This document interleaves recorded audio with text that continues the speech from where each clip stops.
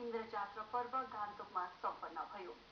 कार्यक्रम अन्तर्गत बिहान राजधानी गान्तोक स्थित भानु उद्यानमा पारम्परिक रूपमा पूजा गरिएपछि एउटा विराट शोभायात्रा निकालियो, जसले शहर परिक्रमा गरेको थियो। सधैँझै यस वर्ष पनि सिक्किम नेवार गोठीले विभिन्न कार्यक्रमहरूका साथ इन्द्रजात्रा पर्व पालन गर्यो। पूर्वार्धको कार्यक्रम अन्तर्गत 0 पोइन्ट नजिक भानु उद्यानमा पारम्परिक रूपमा पूजा अर्चना सम्पन्न भयो। यसपछि एउटा इन्द्रजात्रा शोभायात्रा निकालियो। यस शोभायात्राले भानुपथ, सोनाम ग्याछो मार्ग, टाइटानिक पार्क र अस्पताल डाँडा आदिको परिक्रमा गर्दै मनन केन्द्र परिसरमा पुगेर विसर्जन भएको थियो। रथ सहितको यस शोभायात्रामा नेवारी समुदाय लगायत अन्य गरी हजारौं मानिसहरूले सहभागिता जनाएका थिए। इन्द्रजात्रा शोभायात्राका क्रममा कुमारीको तस्बिर रथमा राखिएको थियो, जसको दर्शन मानिसहरूले गरे। शोभायात्राका क्रममा लाखे नृत्य पनि प्रस्तुत गरिएको थियो। विशेष गरेर मृतात्मा र प्रियजनहरूप्रति श्रद्धाञ्जली चढाउँदै इन्द्रजात्रा पर्व मनाउने गरिएको पाइन्छ। यो पर्वलाई नेवार जातिको पुरानो र एउटा प्रसिद्ध पर्व मानिन्छ। इन्द्रजात्रा पर्वको उत्तरार्धको कार्यक्रममा मुख्यमन्त्री श्री पवन चामलिङ प्रमुख अतिथिको रूपमा उपस्थित हुनुहुन्थ्यो। सो अवसरमा सिक्किम नेवार गुठीले मुख्यमन्त्रीलाई अभिनन्दन जनायो।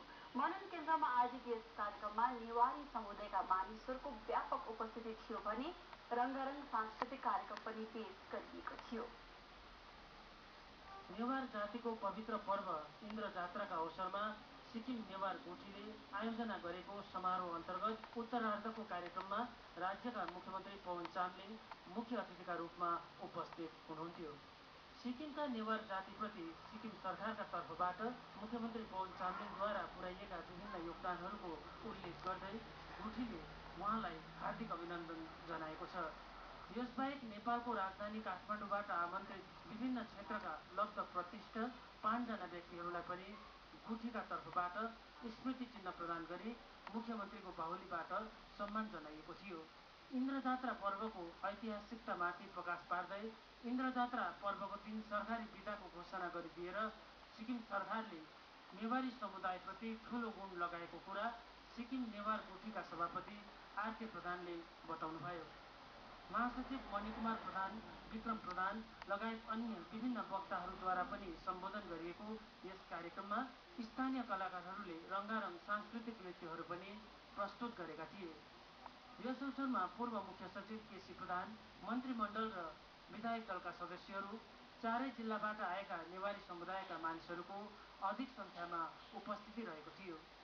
समारोहको अन्त्यमा मुख्य अतिथिको आसनबाट बोल्दै मुख्यमन्त्री पवन चामलिङले सिक्किमेली जनतालाई बौद्धिक र आर्थिक स्वतन्त्रता दिलाउने दिशामा काम गरिरहेको उल्लेख गर्दै एसडिएफ सरकारले 20 वर्षको अवधिमा सिक्किमेली जनतालाई राजनैतिक र सामाजिक स्वतन्त्रता भने प्रदान गरिसकेको जनाउनुभयो।